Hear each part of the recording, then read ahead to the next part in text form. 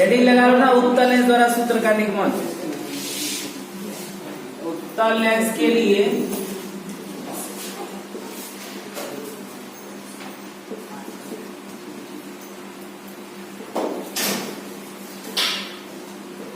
सूत्र का निगमन।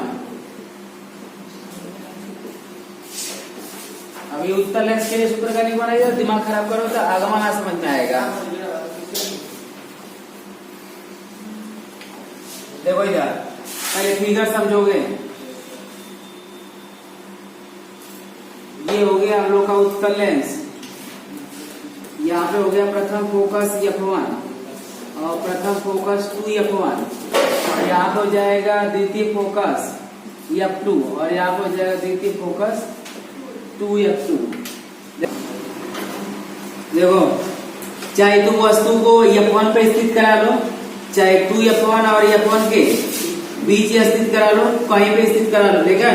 या तो अनंत को छोड़कर अनंत और F1 के बीच में स्थित करा लो, ठीक है। तो वस्तु का नाम क्या दोगे? वस्तु और O डैश से चलने वाली प्रकाश की किरण मुख्य अक्ष के समांतर जाती है, तो लेंस से अपवर्तन के बाद किससे होकर जाती है? द्वितीय फोकस F2 से होकर जाती है। हो गया। और कोई दूसरी प्रकाश किरण जो किससे होकर जाती है? प्रकाशी केंद्र से, तो अपने मार्ग से बिना विचलित हुए सीधे क्या हो जाती है? निकल जाती है। ये दोनों किरणें जिस बिंदु पर मिलती है उसी बिंदु पर वस्तु O डैश का प्रतिबिंब I डैश प्राप्त होता है। इतना ये हिंदी हो गया इसका, समझना ना। लेंस बना दीजिए L1 व L2, इसका प्रकाशीय केंद्र वो किसे दर्शाते हो? C से। तो ये जो बीच में बना है वो क्या है? C है। हो गया ना। अब देखो वस्तु को अनंत पर जब भी स्थिति करना लो तो वस्तु को कहाँ पे नहीं रखना है? अनंत पे। अनंत पे छोड़कर बाकी सब कहीं भी रखोगे तो फार्मूला सिद्ध हो जाएगा। तो अनंत और प्रथम फोकस F1 के बीच रख लेना लो। वस्तु से चलने वाली प्रकाश की किरण मुख्य अक्ष के समांतर जब जाती है तो लेंस से अपवर्तन होता है, तो द्वितीय फोकस से होकर गुजरती है। और कोई दूसरी प्रकाश किरण जो प्रकाशीय केंद्र से होकर जाती है तो लेंस से अपवर्तन के बाद अपने मार्ग से बिना विचलित हुए सीधे क्या हो जाती है? ये दोनों किरणें जिस बिंदु पर मिलती हैं उसी बिंदु पर वस्तु O डैश का प्रतिबिंब I डैश प्राप्त हो जाता है। अब तेरी बात समझना, वस्तु भी परपेंडिकुलर दिशा में और जो इसका प्रतिबिंब भी बनेगा परपेंडिकुलर दिशा में, मतलब लंबवत होगा। तो यहाँ पे बताओ कितने का?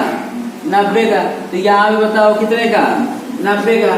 और यहाँ पे देखो ये वाला कोण सब जानता है, छीछा विमुख कोण से क्या होगा? बराबर होता है। तो कह सकते हैं ना कि O dash O C I dash C के क्या होगा? सर्वांगसम होगा, समरूप होगा। यहाँ पर लिख सकते हो O डैश O C सर्वांगसम होगा किसके? समरूप I डैश C के। ये वाला पूरा बड़े वाले के ना समरूप होगा, बताओ किसके? I डैश C के। सब लोग जानता है समरूपता का नियम, बस समरूप होता है तो भुजाओं का रेशियो क्या होता है? मतलब जो भुजाओं का अनुपात होता है वो बराबर होता है। यानी इसकी लंब भुजा बट्टे बताओ इसकी, बताओ O डैश O बट्टे I डैश I, या तो कह सकते हो O डैश बट्टे I डैश बराबर बताओ इसका आधार भुजा बताओ कितना? चालू है देखो जना बुनबुना देना ना तो जंतु ना। देखो इधर फिर इधर देखो इसका आधार भुजा बताओ कितना? OC। तो इसका आधार भुजा I डैश C। समीकरण नंबर 1 हो गया। अब ध्यान से देखो इधर इसमें आएंगे।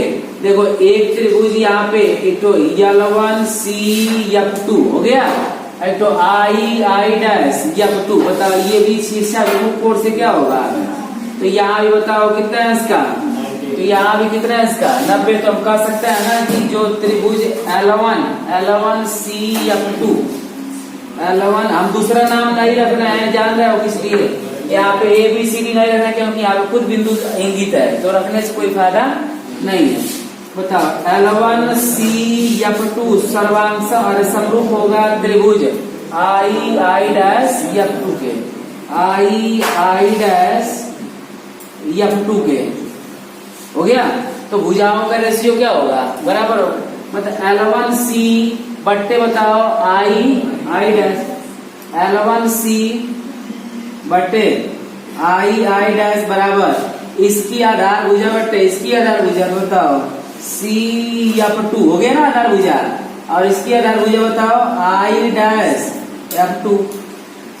अब एक बात ध्यान देना, ये जो चलती है वस्तु से चलने वाली प्रकाश किरण समांतर जाती है, तो हम कह सकते हैं जो L1C जितना होगा उतना ही O डैश होगा, यानी O डैश बराबर होगा किसके, L1C के। तो L1C की जगह ही यार क्या लिख सकते हो, O डैश बट्टे बताओ आई डैश, और ये CF2 बट्टे बताओ कितना आई डैश F2, समीकरण नंबर हो जाएगा 2, हो गया।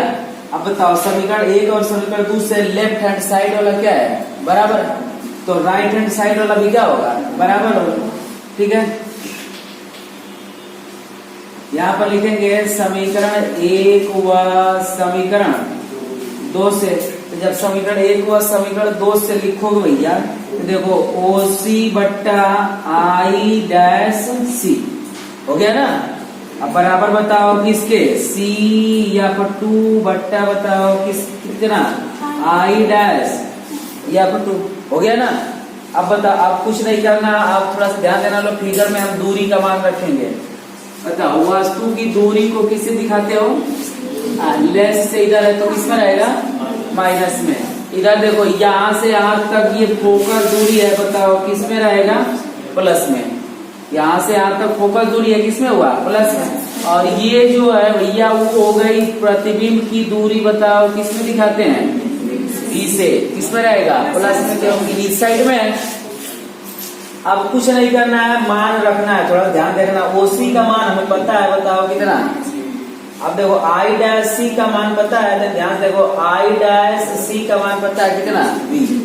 अब यहाँ पे आ जाओ, CF2 का मान बताओ कितना, F। आई डैश F2 का मान ना पता है, तो पूरा आई बड़े वाले में से आई छोटा वाला घट जाएगा, तो आई वाला पता चल जाएगा।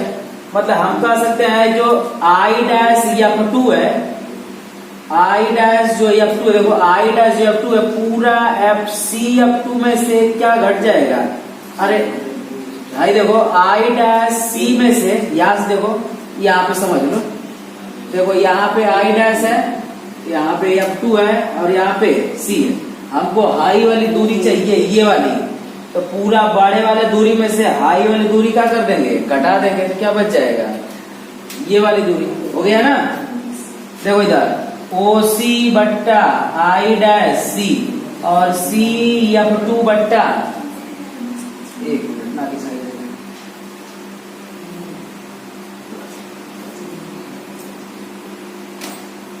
देखो इधर OC बट्टा आई डैश C बराबर CF2 बट्टा आई डैश F2 है। देखो आई डैश F2 को लिख सकते हो ना, बताओ क्या बताए, पूरा आई डैश C में से CF2 क्या हो जाएगा, घट जाएगा, तो ये ना बचेगा।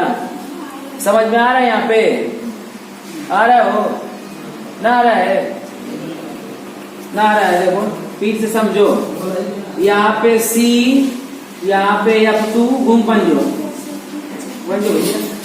देखो हमको आई डैश F2 चाहिए, आई चाहिए ना दूरी।